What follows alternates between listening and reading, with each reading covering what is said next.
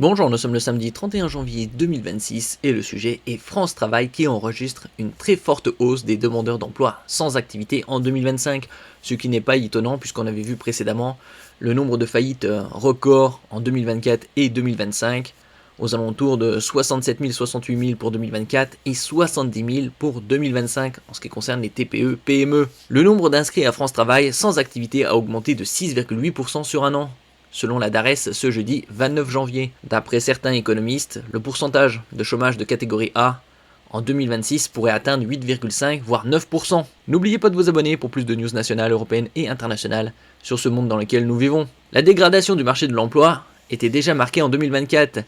Elle l'est encore plus en 2025. Selon des données diffusées ce jeudi 29 janvier par la direction des recherches du ministère du Travail, DARES, le nombre de demandeurs d'emploi en catégorie A inscrits à France Travail, c'est-à-dire sans aucune activité, a fortement augmenté sur l'année, plus 5,6%.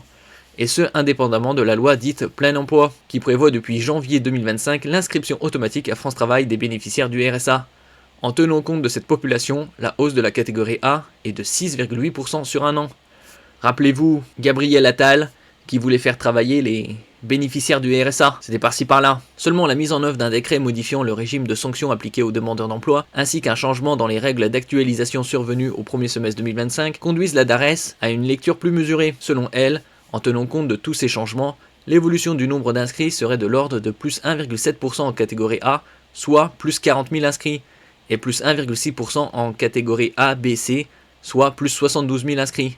Selon elle, ce sont ces évolutions qui reflètent le mieux la situation conjoncturelle du marché du travail. En ce qui concerne 2024, la croissance était de 1,1%. En 2025, normalement c'est 0,7-0,8%.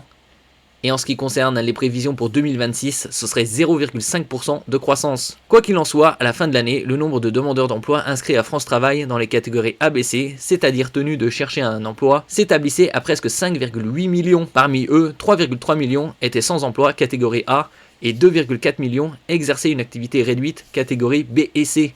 Il y a également des catégories D, E, donc on serait à plus de 6 millions.